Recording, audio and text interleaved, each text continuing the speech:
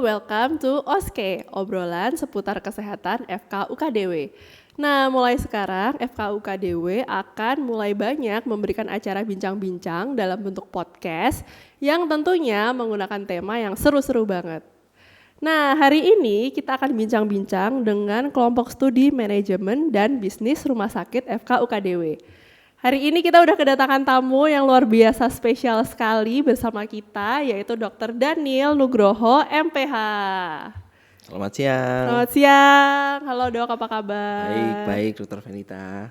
Oke, nah kita langsung aja ya dok ngobrol-ngobrol ke topik kita hari ini tentang telemedicine dan telehealth. Nah sebelum kita mulai lebih jauh nih dok, sebenarnya bedanya telehealth dan telemedicine itu apa sih dok?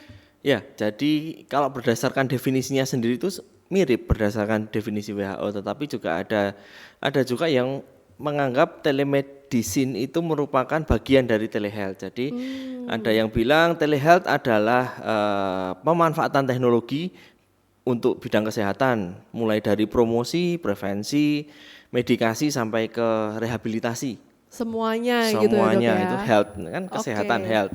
Nah kemudian ada juga yang mengklasifikasikan telemedicine, namanya medicine berarti fokusnya di pengobatan saja. Oke. Ya, walaupun berdasarkan WHO telehealth telemedicine tidak ada bedanya. Oh gitu, jadi mungkin biar teman-teman semua lebih jelas ya, jadi telemedicine adalah bagian dari telehealth gitu ya dok ya? Bisa dibilang demikian. Oke, nah sekarang nih dok, di masa pandemi ini kan banyak sekali muncul platform-platform tentang konsultasi online ya dok, dari baik rumah sakit ataupun platform yang lain. Nah ini sebenarnya di Indonesia karena pandemi ini jadi dipaksa harus ada telemedicine ini, atau sebenarnya kita memang sudah siap untuk telemedicine itu? Kan kita bisa lihat dari berbagai macam aspek ya dok ya. Yang pertama mungkin saya mau tanya dulu nih dok, dari aspek manajemen rumah sakitnya sendiri gimana kesiapannya gitu? Ya jadi memang sebelum pandemi itu berdasarkan penelitian itu memang manajemen rumah sakit itu fokusnya kebanyakan itu masih berfokus pada pelayanan kesehatan secara konvensional, maksudnya ya pasien yang datang secara langsung ke rumah sakit dilayani, ketemu dokternya, gitu ya, beli obat atau melakukan pemeriksaan penunjang. Nah fokusnya masih di seputaran manajemen konvensional. Nah kemudian datanglah pandemi. Nah karena pandemi ini seperti yang kita ketahui banyak pasien yang jadi ragu-ragu untuk datang ke rumah sakit. Betul dok, takut. Entah takutnya adalah takut dengan terpapar COVID. Kemudian banyak juga misinformasi di masyarakat. Oh nanti kalau datang ke rumah sakit nanti di COVID-kan. Jadi kayak gitu. Nah itu membuat angka kunjungan pasien ke rumah sakit kan jadi turun cukup drastis. Nah beberapa manajer di rumah sakit itu memahami peluang pemanfaatan telemedicine untuk menjembatani hal tersebut. Jadi ya bisa dibilang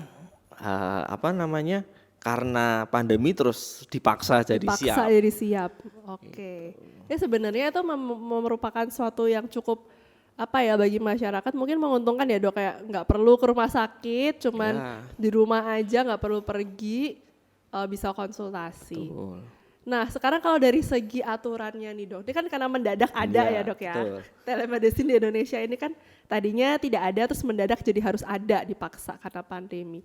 Nah untuk aturan-aturan atau undang-undangnya sendiri tuh sebenarnya udah ada yang mengatur belum sih dok tentang itu? Ya, untuk peraturan terkait telemedicine sendiri itu sudah ada sebetulnya walaupun masih di tingkat peraturan Menteri Kesehatan. Ya, jadi belum menjadi suatu undang-undang dan itu pun masih sifatnya antar vaskes saja, bukan mengatur antara dokter dengan pasiennya. Itu jadi bukan teknis apa saja yang harus dipersiapkan, hak dan kewajibannya apa. Nah itu belum difokuskan di situ. Jadi misalkan jika dibandingkan dengan luar negeri misalkan ya, di luar negeri itu ada aturannya, misalkan aplikasi yang digunakan aturannya harus seperti apa, keamanannya harus seperti apa, kemudian wewenang dokter itu sampai sejauh mana, apakah betul, dok. Sampai ke memberikan terapi atau cukup konsultasi saja. Nah itu kan belum ada batasan yang tegas. dari peraturan yang sudah ada. Gitu. Makanya dari pelaksanaannya mungkin antara platform yang satu dengan platform yang Betul. lain bisa berbeda-beda ya Iya. Dok ya. Ada yang Aplikasinya menggunakan juga beda-beda. betul. Ada yang satu pakai ya aplikasi pesan singkat, ada yang menggunakan video call, ada yang mengembangkan aplikasi sendiri. Nah, itu juga belum ada aturannya mana yang diperbolehkan dan mana yang tidak diperbolehkan. Makanya sekarang masih banyak banget ragamnya ya Dok Ya. bentuk-bentuk dari aplikasinya itu. Nah kalau dari infrastrukturnya sendiri gimana Dok? Ya kalau justru malah infrastruktur ini yang paling gampang sebenarnya, paling gampang untuk dikembangkan. Karena ya istilahnya infrastruktur itu tinggal beli, ya kan? Betul, Apalagi iya sih Dok, ya betul. kan, apalagi kalau di kota-kota besar. Makanya perkembangan telemedicine paling cepat itu di kota-kota besar. Karena yang koneksi internetnya jelas kencang dan stabil, kemudian ketersediaan alat-alat pendukung seperti kamera, seperti lighting, seperti mic yang bagus, itu sudah mudah diakses oleh rumah sakit di kota besar atau penyedia layanan kesehatan di kota-kota besar. Sedangkan kalau di tempat-tempat terpencil sendiri ya harus menyesuaikan mau tidak mau. Masih kesulitan pasti ya Dok ya. Pasti kesulitan walaupun memang dari Kementerian Komunikasi, Kemenkominfo itu juga sudah dari sebelum pandemi sudah mencanangkan kalau bisa seluruh Indonesia itu di cover internetnya dengan cepat gitu fiber optik, jadi yang stabil, cepat dan stabil. Itu jadi ya lebih mudah lah daripada mengembangkan ahli-ahli di baik itu ahli IT-nya atau dokternya untuk membiasakan dengan telemedicine itu relatif lebih mudah. Dan mungkin karena memang belum ada aturan pastinya yang harus mengatur menggunakan alat apa dan lain sebagainya. Jadi mungkin masing-masing aplikasi, masing-masing platform juga masih meraba-raba ya Dok ya. Ya sama seperti kalau boleh dianalogikan seperti ojek online zaman dulu. Mungkin Dokter Venita masih ingat, jadi memang zaman dulu kan ojek online nggak ada aturan yang jelas seperti apa. Betul, akhirnya muncul banyak, begitu ada masalah baru dibuat aturannya. Kemungkinan besar akan demikian yang terjadi. Oke, pertanyaan saya selanjutnya ya Dok ya, ini menarik banget nih memang tentang telemedicine ini ya teman-teman. Nah dari segi dokternya nih Dok, nah dokter-dokter ini kan ya mungkin kalau di usia saya, usia dokter gitu masih mengikuti perkembangan teknologi ya Dok, tapi kan tidak semua dokter-dokter itu bisa mengikuti perkembangan teknologi secara cepat dan instan. Apalagi pandemi ini kan kita dituntut untuk harus bisa secara cepat dan instan menggunakan aplikasi-aplikasi tersebut. Nah ini menurut dokter gimana? Apakah merupakan suatu kesulitan, hambatan atau gimana Dok? Ya karena memang istilahnya salah satu faktor yang berpengaruh terhadap adaptasi penggunaan telemedicine ini, faktor yang berperan itu adalah pengalaman menggunakan teknologi. Betul. Pengalaman menggunakan teknologi. Ya seperti yang kita ketahui ya, beberapa dokter mungkin bisa dengan lancar menggunakan aplikasi-aplikasi yang ada di handphone, tapi juga tidak semua dokter yang demikian. Ada juga yang dokter yang HP itu hanya bisa untuk telepon. Atau kirim pesan singkat gitu ya Dok ya. Buru-buru kirim pesan singkat, telepon maunya di telepon. Nah itu kan juga cukup sulit untuk dokter-dokter yang tidak terbiasa menggunakan teknologi. Nah asalkan dari rumah sakit atau penyedia layanan kesehatan itu bisa memfasilitasi hal ini, itu bisa mengurangi resistensi dari dokter. Jadi misalkan ya, sebelum menerapkan telehealth diberikan pelatihan terlebih dahulu. Oke, jadi diajari semua dulu, ya, sampai bisa gitu ya Dok. Kemudian disimulasikan dulu. Jadi coba berlatih ada peran. yang jadi pasien dulu pura-puranya gitu ya Dok ya. Betul, karena kalau praktek sambil didampingi kan takutnya nanti bisa mengganggu privasi ya, mengganggu privasi pasien. Pasiennya jadi terganggu Dok. Iya, jadi ada usaha dari fasilitas kesehatan untuk mendampingi dokternya dulu. Jangan langsung, yuk dilepas besok, gitu ya. besok kita pakai telehealth, semua harus pakai. Nah, kalau kayak gitu ya dokternya bakal teriak-teriak. Iya betul dok, bingung ini mana yang harus Gimana? diklik gitu ya. Betul. Harusnya pasien A kok yang keluar pasien B gitu ya dok ya. Nah, kemudian juga bisa juga setelah dilakukan pelatihan, misalkan ada resistensi, ya dibuatlah aturan untuk itu, aturan di tingkat rumah sakit, misalkan terkait apa ya, misalkan remunerasi misalkan. Betul betul. Jadi bisa, oh kalau dokter mau menggunakan telehealth nanti honornya sekian sekian sekian. Tapi kalau nggak mau ya sudah konvensional saja kan, dokter nggak bisa mendapatkan yang telehealth ini. Nah Ini itu kalau kan, di zaman sekarang pasti orang lebih pilih telehealth ya dok Iya. ya, karena kan pasiennya bisa dari mana aja, lebih cepat, lebih praktis, ringkes gitu ya dok ya. betul, walaupun memang telehealth nggak bisa memfasilitasi semuanya. Betul, nggak mungkin juga kalau misalnya pasien yang nggak ada darurat telehealth kan juga nggak mungkin ya dok iya. ya, pasti tetap Betul. harus konvensional datang ke rumah sakit. Tuh.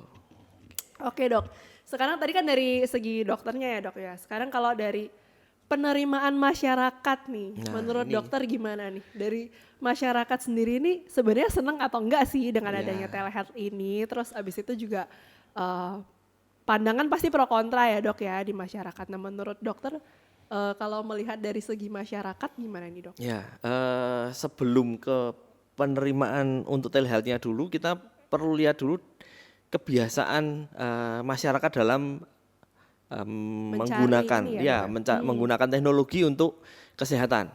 Betul, Salah betul. satunya adalah mencari informasi kesehatan dulu, mencari informasi kesehatan dulu. Nah ini berdasarkan penelitian juga di tahun 2020 itu di Jogja sendiri ya, Jogja yang terkenal kota pelajar lah, banyak mahasiswa. Banyak pelajar, namanya juga kota pelajar ya dok. ya kan, banyak mahasiswa, kemudian apa namanya pekerjaan di Jogja ini juga apa lapangannya cukup luas, banyak yang bekerja.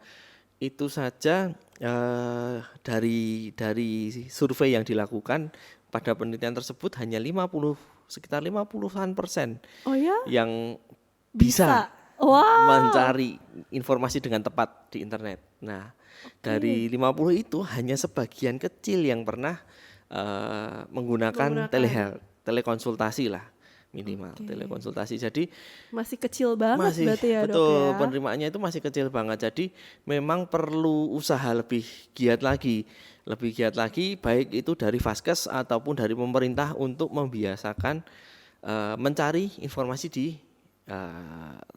sumber-sumber yang valid di internet. Betul betul. Nah, kalau sudah bisa, baru diajarilah kita masyarakat itu menggunakan teknologi untuk mencari apa misalkan pengobatan, Pelayanan kesehatan gitu ya dok ya? Jangan sampai nanti takutnya di sumber yang salah kemudian apa Ditelan namanya mentah-mentah terus jadinya ditelan mentah-mentah hoax gitu ya dok?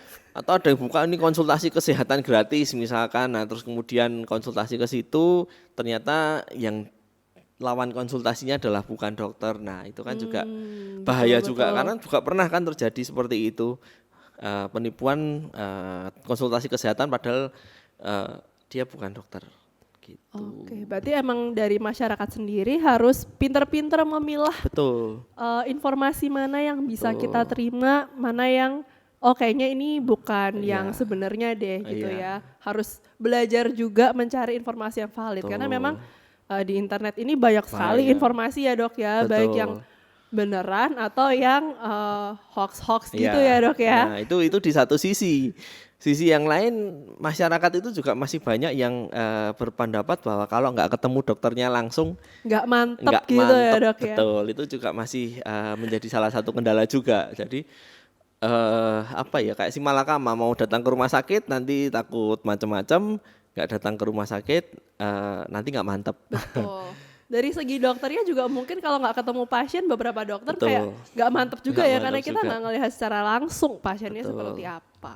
Betul, karena juga nggak mungkin kan kalau untuk dengan dokter pasien kalau mau meriksa kan nggak mungkin, aduh mau mendengarkan suara nafasnya gimana kan Iya nggak betul, bisa. itu dia dok, kan nggak ada pemeriksaan secara langsung ya. Betul. Sehingga gejala-gejala yang disebutkan di platform tersebut sebenarnya juga cukup subjektif ya. Subjektif, Dok ya? betul, subjektif, dan ya mentok habis seperti itu misalkan disarankan cek lab, ya cek lab, lab pun kan juga ya belum tentu balik ke dokter itu belum juga gitu, bisa ke dokter yang lain. ya Boleh kalau di aplikasi kan kita mungkin nggak selalu dengan dokter itu ya dok ya, ya bisa kita nanti ketemu dokter yang lain lagi gitu. betul. Nah sebenarnya juga apa namanya kalau dengan dari sisi pemerintah sendiri, pemerintah itu sudah mulai menyiapkan juga untuk telemedicine. Diawali dari ini BPJS Kesehatan. BPJS Kesehatan itu selama pandemi kemarin mereka mengembangkan telekonsultasi. Tapi ya sudah BPJS membatasi ya ini konsultasi bukan pengobatan.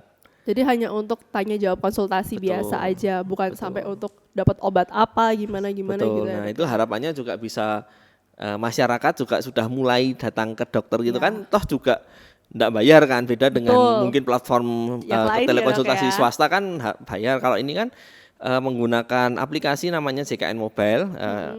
Ini tidak disponsori ya, tidak disponsori. Tetapi memang perlu masyarakat itu perlu tahu karena ini adalah salah satu fasilitas dari BPJS Kesehatan. Jadi tidak perlu datang ke Vaskes misalkan mau tanya-tanya apapun, misalkan mau tanya-tanya terkait vaksin, mau tanya-tanya terkait kesehatan. Kalau memang tujuannya bukan untuk berobat, tanya-tanya dulu aja boleh kok. Dan itu dari sisi apa namanya plusnya dari sisi Vaskes itu bisa dihitung sebagai kunjungan juga. Jadi win-win Betul, solution. Jadi betul. dari sisi pasien bisa berkonsultasi Dapat dengan informasi, dokter. dari segi Dari ini sisi juga Vaskes dapat. dia dapat kunjungan, dihitung Oke. sebagai kunjungan. Oke, luar biasa banget ya. Memang kalau kita ngomongin soal telemedicine ini nih nggak akan selesai-selesai ya dok, karena ini memang lagi topik yang lagi happening dan lagi hot banget sekarang. Nah kita ngucapin terima kasih banget nih sama dokter Daniel yang Sama-sama. bisa mau hadir hari ini bersama kita, membagikan banyak sekali hal terkait dengan telemedicine. Nah untuk teman-teman jangan sedih dulu karena habis ini kita akan tetap kembali masih dengan topik yang sama dan dengan narasumber lain yang gak kalah seru juga. Stay tune ya.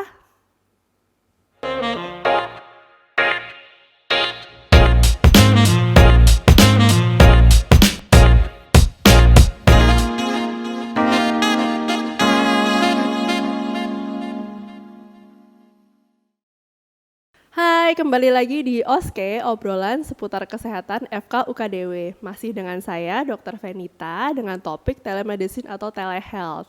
Nah, kali ini kita sudah kedatangan narasumber yang luar biasa sekali. Ada Dr. Edi Wibowo, spesialis mata MPH. Nah, beliau ini saat ini menjabat sebagai Wakil Direktur Pelayanan Medis di Rumah Sakit Bethesda, Yogyakarta. Halo dokter, apa kabar? Puji Tuhan, kabar baik. Baik ya dok ya. Kita langsung ngobrol-ngobrol aja ya dok ya. Oke. Menyambung dengan obrolan yang sebelumnya nih dok. Sebenarnya awalnya ada telemedicine di Indonesia ini gimana sih dok ceritanya? Oke, kalau kita ngomongin telemedicine itu disadari atau tidak, itu mulai muncul semenjak ada sistem telekomunikasi di kita. Betul Jadi dok. dulu sebelumnya mungkin ada yang dari rumah sakit atau ruangan konsultasi ke dokternya lewat telepon ya. Ya, Dulu sebelum telepon mungkin Vanita belum lahir itu aja zaman pager. Oh iya pager, saya belum lahir itu dok. Ya, itu ada itu ya. Setelah itu kemudian muncul telepon seluler ya. Itu mulai jadi dokternya masih di luar, terus ada pasien kegawatan misalnya, terus perawatnya menelponkan. Nah di situ terjadi komunikasi, tapi ini lebih antar para medis. Betul Jadi dok. kalau Gak langsung dengan pasien gitu dengan ya dok pasien ya. tidak langsung dengan yang sakit. Atau betul. kalau bahasa ininya mungkin heteroanamnesis ya. Gitu Ya, ya. betul, dok. Jadi kayak gitu. Nah ini semakin teknologi telekomunikasi semakin maju dan kemarin pada waktu pandemi ini mau nggak mau kita dikondisikan untuk Harus bisa seperti gitu itu dok ya untuk melakukan komunikasi dengan pasien khususnya. Apalagi kalau kita lihat konteksnya pandemi kemarin kan karena COVID yang kita semua belum tahu nih secara ilmiah Betul, dok. penularannya gimana, Gimana ini ya ini? gimana, obatnya apa gitu ya. Jadi semua dilakukannya di ruang terisolasi, betul. pasien juga sendiri, kalaupun harus melakukan pelayanan yang sifatnya kontak langsung, harus menggunakan APD level-level tertentu ya, Iya. sehingga itu pun juga membatasi sebenarnya. Misalnya dokter mau pakai stetoskop juga nggak Sulit mungkin ya, Dok, ya. gitu ya, karena nanti harus kontak dengan yang pasiennya. Jadi intinya di sana. Jadi tantangan telemedicine atau telehealth ini semakin menjadi kebutuhan pada saat atau sebenarnya untuk menangani kasus-kasus yang infeksius yang penyebarannya cepat. Betul, Gitu ya. Dok. Jadi milestone-nya dari situ kemarin. Nah, sehingga mulailah muncul telemedicine semacam itu. Nah, pada saat pandemi kemarin terutama ya, Dok ya, pasti dokter udah beberapa kali atau sering ya, Dok ya, menggunakan telemedicine ini dari rumah sakit. Nah, sebenarnya pada pelaksanaan di lapangannya tuh seperti apa sih, Dok? Apakah banyak hambatan atau lancar-lancar aja atau gimana nih, Dok, pada pelaksanaannya? Jadi karena sifatnya tele dan ini sangat bergantung dengan kualitas telekomunikasi, sistem telekomunikasinya ya. Jadi gambarnya, suaranya ya semacam itu, dan signalnya semacam betul, itu. Dok. Itu Sinyal sangat ya, Dok, ya? sangat mempengaruhi ya. Jadi pada implementasinya itu karena biasanya pasien juga menggunakan handphone gitu. Misalnya kalau kita di rumah sakit memang selama pandemi ini itu ada kebijakan untuk telemedicine ya. Hanya untuk saat pandemi ini dulu gitu. Karena apa? Terbatas Karena untuk pandemi aja dulu nanti gitu kita ya, Dok? evaluasi lagi kalau sudah nggak pandemi semacam itu. Nah, selama ini pelaksanaannya ya kita juga sudah menjalankan elektronik rekam medis juga gitu. Sehingga ini harus seiring ya. Jadi yang sifatnya tele ini di level rumah sakit juga harus menyiapkan sistem elektronik yang mensupport untuk itu ya, sehingga ini bisa berlangsung dengan baik, sehingga data-data pasien yang mendaftar secara telemedicine Tetap itu ke-record ya, Dok, ya? ter-record ya, dan dokternya juga menuliskan keluhan pasien apa, itu kita ketikkan gitu. Tapi dalam ketikkan kita sudah kasih keterangan bahwa via telemedicine seperti itu ya, sehingga data-data yang ada dari situ itu bisa kita olah seoptimal mungkin dan bisa dipertanggungjawabkan gitu. Sehingga tentunya ada banyak keterbatasan ya, karena kalau komprehensif approach itu kan inspeksi, palpasi, perkusi, auskultasi ya. Ini mungkin di tele ini yang 90% anamnesis sama inspeksi aja ya. Betul. Inspeksi aja kita juga nggak bisa memastikan secara ini gitu. Apakah benar-benar gitu ya, Dok ya? Ya, makanya sebenarnya tele ini kalau di Bethesda lebih diarahkan untuk yang sifatnya itu emergency. Kemudian yang kedua itu kalau bisa itu kalau belum pernah periksa ke dokter langsung tuh sebaiknya juga ada kontak langsung dulu gitu, atau kita tawarkan home care atau dokternya yang mendatangi ke situ, sehingga kita benar-benar punya data dasar physical diagnostik yang sesuai dengan kondisi pasien gitu ya. Jadi kita tahu pasien ini tuh riwayatnya seperti apa gitu ya, Dok ya? Betul itu, dan semua kita record ya, dokternya waktu datang ke lapangan pun juga harus menuliskan gitu ya. Jadi prinsip dari pelayanan kesehatan yang bertanggung jawab kan menuliskan apa yang dilihat dan diperiksa dan memeriksa yang dituliskan kan gitu. Betul, nah ini Dok. yang harus seimbang gitu, dan memang banyak yang sangat terbantu dengan sistem ini ya, terutama dengan proses pengobatannya juga, pengiriman obat itu juga banyak yang ini merupakan salah satu yang sebenarnya saya ingin tanya nih ya, Dok ya. Kalau misalnya kita menggunakan telemedicine ini kan kita hanya kasarnya secara virtual gitu ya, Dok ya. Bahkan ada beberapa platform yang tidak menggunakan video call, hanya via chat aja. Itu kan sebenarnya sangat subjektif ya, Dok ya. Misalnya pasiennya bilang, saya merasa lemes, Dok. Nah, lemes beneran atau enggak kan kita tidak lihat. Betul. Atau misalnya pasiennya kita tanya dokternya, merasa lemes enggak? nafsu makan berkurang tidak, pasiennya bilang enggak biasa aja, tapi aslinya sebenarnya udah pucet gitu ya dok ya. Nah ini kan apa nggak jadi sesuatu yang membahayakan bagi pasien juga gitu dok? Jadi memang dalam komunikasi dokter sama pasien itu engagement antara dokter sama pasien itu harus sangat terbangun ya. Ini tantangan juga untuk para pemberi jasa layanan.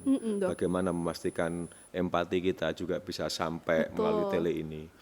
Kemudian itu. Kemudian yang kedua, memang harus ditunjang dengan pemeriksaan penunjang standar ya. Pemeriksaan penunjang standar itu misalnya tensi. Tensi kan juga banyak yang sudah beredar, yang tensi manual sendiri.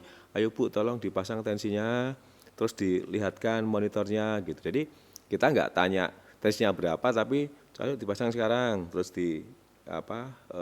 kita suruh kameranya beliau nunjukin angkanya tensinya berapa. Jadi kita harus kreatif untuk memastikan kita memiliki data-data yang optimal gitu ya. Kemudian ya kalau pengalaman kita ngomongin nadi gitu, yang dipegang yang mana itu, kayak gini ya itu. Tapi biasanya dengan keluarganya juga bisa, kalau kita memang perlu bantuan yang data itu memang harus kita ambil. Gitu ya. Tapi kalau yang objektif seperti kita cari yang objektif dulu, itu misalnya yang tensi, kemudian pemeriksaan kayak seperti gula darah, terus yang lain kan juga sekarang sudah ada bisa ya sendiri ya dok, teknologi ini. Jadi ini juga hal-hal yang mendorong kita mau nggak mau jadi kreatif nih nanti. Jadi kita harapkan anak-anak dokter muda juga nanti mulai mengembangkan ide-ide untuk bisa menemukan equipment atau apapun itu yang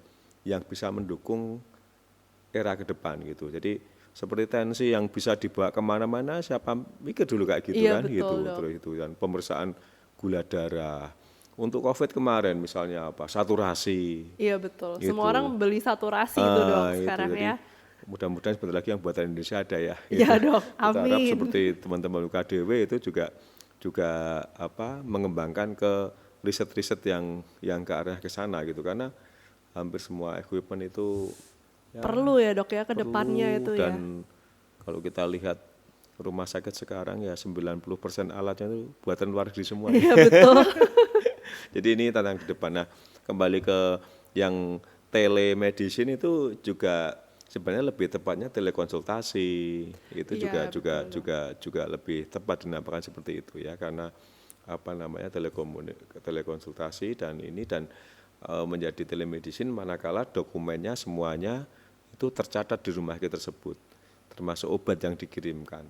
Betul, karena masih banyak beberapa platform yang saya bahkan nggak ngerti itu rekam medisnya di record atau enggak gitu dok. Misalnya kayak via chat gitu, kadang kalau selesai chatnya tuh hilang gitu dok. Nah itu kita nggak tahu apakah jadi atau enggak. Kalau standar rekam medis, maaf saya nggak kompeten ngomongin di rekam medis ya, tapi yang setahu saya ya setiap orang harus mempunyai satu data rekam medis. Betul. Itu, dan karena data rekam medis ini adalah berisi tentang sejarah perkembangan penyakitnya, itu. Jadi not only condition when they are talking about telemedicine atau saat itu periksa, nggak hanya situ aja, tapi ini kita bicara data-data komprehensif ya, sehingga karena data itu nanti juga bisa kita pakai untuk memprediksi ke depannya dia mau sehat terus atau apa-apa yang ini kan gitu ya. Dan jadi harus disinkronkan dengan data konvensional yang sebelumnya juga ya dok ya. Makanya kalau saran saya era telemedicine akan berkembang, tapi tetap konsumen itu bijak memilih telemedicine mana yang bisa mendukung kesehatan yang bersangkutan untuk jangka panjang. Nah, ini yang jadi tantangan ke depan untuk mengedukasi ya, yang melalui seperti ini ya, saya kira ini sangat bagus ya, sehingga telemedicine juga akan berkembang. Karena saya yakin ke depan telemedicine ini akan sangat karena robot virtual operasi itu juga mulai banyak. Betul, seperti itu ya. Jadi kalau di mata itu asik yang kerjaan robot ya. Sekarang udah ada yang robot yang ngerjain ya dok ya, betul. Jadi ke depan ke sana, tapi maksud saya tantangan ini yang harus kita ikuti, dan bagaimana dokumen-dokumennya benar-benar bisa mensupport apa namanya kesehatan individu Betul. yang melakukan telemedicine atau telehealth atau telekonsultasi kesehatan itulah dengan kita. Nah ini kan sekarang banyak banget platform yang ada ya dok ya, maksudnya dari rumah sakit atau dari pihak swasta itu kan banyak sekali platform, dan itu kan semuanya macamnya beda-beda ya dok, karena nggak seragam gitu loh, ada yang menggunakan video call, ada yang hanya chat aja. Nah pendapat dokter pribadi gimana ini dok, karena ada berbagai macam bentuk platform ini dok? Ya kalau saya sebagai dokter, sebagai pemeriksa tentunya menginginkan data komprehensif yang dari pasien itu yang apa yang bisa kita tangkap gitu. Kalau misalnya hanya chat saja, apakah kita bisa lihat status tensi darah misalnya, tensi itu. Kalau hanya apa tok kita. Jadi kita lihat yang memang by system itu data-data dari pasien itu bisa dipakai untuk dan diolah oleh dokter untuk membuat keputusan terapi. Betul. Nah ini yang apa namanya penting sekali di situ ya, karena data-data pendukung ini makanya ada namanya pemeriksaan penunjang kan itu ya, betul, judulnya aja penunjang ya, darah apa itu penunjang gitu, betul, apakah dok. pemeriksaan ini menunjang diagnosis atau suspek gitu, sehingga hal-hal yang awalnya sifatnya suspek itu sudah bisa mengerucut ke sesuatu yang pasti gitu, sehingga pemberian terapinya bisa lebih presisi. Betul. Nah ini yang kalau tadi menyikapi beberapa platform itu tentunya keputusan ada di tangan konsumen ya. Iya, Tetapi betul, dok. bagaimana kita lihat platform-platform itu memutuskan dia memberi terapinya atau advice-nya Sampai sejauh mana gitu ya dok? dasarnya apa seperti itu, apakah memang data pasiennya itu sudah dia kumpulkan secara komprehensif melalui suatu alat, kemudian dianalisa, kemudian dikonfirmasi dengan penunjangnya, sehingga menghasilkan suatu keputusan terapi. Betul, mungkin karena misalnya ada pasien tertentu yang dia alergi obat tertentu, tapi pada saat telekonsultasi dia nggak bilang dan hanya via chat aja, dan dia nggak bilang atau dia nggak lupa mungkin ya dok. Dan sedangkan di SOP kita di hospital kan kalau misalnya mau ngasih obat yang sifatnya memang kan kita bisa lakukan skin test, kita bisa lakukan itu. Nah ini kan nggak bisa dilakukan di situ. Oleh karena ini harus sangat berhati-hati terhadap hal ini gitu loh. Berarti dari segi tenaga medisnya kita harus bisa mencari data pasien secara komprehensif di satu sisi, dari segi pasiennya juga harus bijak dalam menentukan platform mana yang mau digunakan. Kalau hanya via chat mungkin ya nggak sampai minta pengobatan yang bagaimana mungkin ya dok ya. Oke, nah berikutnya nih dok, tentang tarif ini dok. Tarif itu kan sebenarnya belum ada patokan kayaknya ya dok ya. Jadi kayak masing-masing instansi itu masih menetapkan tarifnya masing-masing. Nah itu menurut dokter harusnya gimana sih? Apakah harusnya seragam atau gimana dok?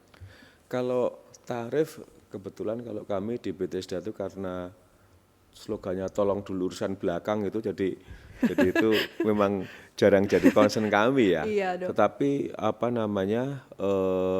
untuk tarif itu ya kita arahnya ke tarif konsultasi. Jadi kan ada jasa konsultasi, jasa dokter, jasa medis, ada jasa itu. Jadi kita ke arah konsultasi karena terus biasanya setelah pasien melakukan telemedicine seperti itu berobat menggunakan sistem telemedicine, kita motivasi dengan keluarganya untuk datang ke rumah sakit atau kita tawarkan untuk didatengin home tim care itu home care tadi ya kita dok yang ya. ada dokter, ada ini gitu, sehingga pengobatannya lebih komprehensif semacam itu. Jadi nggak berhenti hanya sampai di telekonsultasi saat itu aja ya dok ya. Jadi ada tindak lanjutnya. Kita ingin menyelesaikan kesehatan pasien secara tuntas ya dok ya, gitu, betul. itu. Jadi nggak berhenti hanya chat terus dikasih obatnya udah selesai enggak ya dok ya. Jadi diharapkan pasiennya bisa tetap datang untuk pemeriksaan lebih lanjut atau juga ditawarkan untuk home care. Nah ini pertanyaan terakhir nih dok, ini kan kita sudah lama ya di situasi pandemi ya dok ya, udah 2 tahun lebih nih. Ya. Nah kira-kira kapan ya ini berubah jadi endemi dok? Kan ini kasusnya memang Ya. sempat naik nanti turun, nanti naik lagi turun Betul. lagi gitu ya dok ya. Vaksin ya udah 3 kali tambah lagi tuh Iya, nih. ini udah mulai vaksin booster berikutnya, Booster udah lagi nanti. keempat lagi ya. Ya memang ilmu medis kan keren ya seperti itu ya. Jadi artinya memang perlu riset-riset yang cukup komprehensif untuk setiap kasus baru. Ini tantangan dunia kesehatan pada umumnya menurut saya. Ini tantangan pada epidemiolog, tantangan para ahli viral, tantangan banyak kalau kita kan di sisi kuratif hospital. Betul, ya. Jadi sehingga ini memang harus benar-benar dibicarakan dan bagusnya secara global ini kalau kita ikuti secara global ya teman-teman yang ada di minat ini itu sangat banyak dan sangat menarik ya. Itu kalau kita bicara kapan pandemi menjadi endemi itu kalau di negara kita memang mengikuti keputusan dari Kementerian Kesehatan dan juga dari Presiden ya. Jadi sampai saat ini belum dicabut. Belum turun masih pandemi dan ya itu dok ya. juga berkonsekuensi terhadap pembiayaan. Jadi kalau sampai saat ini seperti kami di Bethesda juga masih merawat pasien COVID dan juga menyediakan ruang isolasi yang khusus, ruang khusus itu dan sampai sejauh ini juga pemerintah sangat bijak dalam arti untuk pembiayaannya juga pemerintah tanggung ya karena memang solusinya belum ada. Iya betul. Gitu, itu. Jadi, karena ini baru ya dok ya. Baru nih kalau kerennya ini tantangan umat manusia nih sebenarnya. Betul. Jadi ini seluruh dunia lagi ya dok ya. Itu. Jadi kita yang terjun di medis. Jadi memang sudah mulai didiskusikan di beberapa forum indikator endemis itu apa gitu secara komunitas gitu. Tapi juga memang belum waktunya ya, dan budaya-budaya prokes inilah yang ya sebenarnya kayak hand hygiene itu kan sebenarnya juga udah lama juga kan. Betul. Dulu kita ada PHBS, pola perilaku iya, udah lama ya, gitu ya. Prokes itu sebenarnya udah lama, tapi memang tantangannya kan ya memastikan itu terimplementasi gitu. Nah makanya selain indikator-indikator endemis tadi tentunya perubahan pola perilaku yang sangat susah tentunya, tapi ini perlu dukungan semua untuk ini. Betul, jadi tidak hanya menunggu dari pemerintah aja ya dok ya, tapi atau tenaga medis, tapi peranan masyarakat juga penting untuk tetap prokes itu tadi ya dok ya. Nah satu lagi nih dok, kira-kira dari telemedicine di Indonesia nih masih apa lagi sih yang perlu ditingkatkan menurut dokter? Ya, yang perlu ditingkatkan adalah sistem pemeriksaan penunjang tadi. Untuk penunjangnya ya dok ya? Sistem penunjang. Walaupun kita sudah ada sekarang ronsen di rumah sakit jebret gitu, terus hasilnya bisa kita lihat langsung di ruangan lihat di tab atau gitu ya dok ya? Dan sekarang sudah mulai paperless gitu. Iya. Jadi kalau orang MRI, CT scan atau ini sudah tidak lagi membawa map yang besar gitu ya. Ya. Udah pakainya CD atau sudah dikirim di file mereka gitu. Walaupun masih banyak yang budayanya minta di print. Konvensional ya dok ya. Juga masih ada ya yang seperti itu. Tapi setidaknya dukungan dari kemajuan teknologi digital ini yang sangat erat nanti dengan keberadaan telemedicine ini. Betul. Kalau support sistem di penunjang layanannya bisa meningkat, saya yakin telemedicine juga meningkat gitu ya.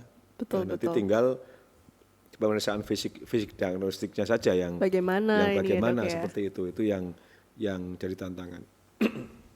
Dengan beberapa teman kemarin sudah mulai memikirkan kita bikin ECG tapi individual. ECG kan dipasang kayak kabel gitu banyak kan. Gitu ya dong di tangan, di dada. Kita kemarin sama beberapa teman sudah nyoba pakai Bluetooth ya, jadi dipasang di orang gitu dari jarak jauh kelihatan nih tujuannya sekian. Nah, jadi kan itu nanti juga berguna untuk kedepannya ya dok ya. Jadi orang bisa coba ECG di rumah terus tinggal dikirim ke dokternya, dok ini ECG saya hari ini gitu, live gitu. Ya. Wah, pasang keren di ya. sini, pasang di sini di video. Oh masanya udah bener titiknya. Oke, live. Jadi kan kita kalau yang kemarin kan EKG itu print ya. Iya masih di print pakai kertas gitu ya dok ya. Sudah monitor murni nih. Itu kan ini nih yang baru saya sama temen coba inisiasi ya. Jadi ya hal-hal yang sifatnya tadinya paper jadi paperless. Tadinya pakai kabel wireless jadi wireless gitu. Jadi ya kita sedikit-sedikit ke arah sana aja menurut saya itu juga bisa mendukung perkembangan dari telemedicine ini gitu dan harapan jadi murah gitu. Itu yang penting dok. Iya. Murah. Kalau murah pasti masyarakat lebih senang, lebih happy, lebih mudah. Ya, iya betul. Aksesibilitas. Nah oke teman-teman banyak banget ya pengetahuan baru yang kita dapatkan dari Dr. Edi dari sesi kita hari ini. Nah, maaf banget dok karena keterbatasan waktu jadi harus kita stop dulu ya dok ya. Nanti kapan-kapan kita bincang-bincang lagi. Terima kasih banyak Bang Dr. Edi sudah bersedia hadir bersama kita di sini memberikan banyak sekali pengetahuan dan insight ya tentang telemedicine ini. Nah itu tadi teman-teman bincang-bincang kita terkait dengan telemedicine ataupun telehealth. Semoga apa yang kita bicarakan hari ini sangat bermanfaat untuk teman-teman semuanya. Kali ini saya Vanita, mewakili dari kelompok studi manajemen dan bisnis Rumah Sakit FKUKDW izin undur diri. Tapi jangan lupa untuk like, comment, subscribe, dan juga share ke teman-teman kamu yang lainnya tentang podcast ini. See you, bye-bye, sampai jumpa.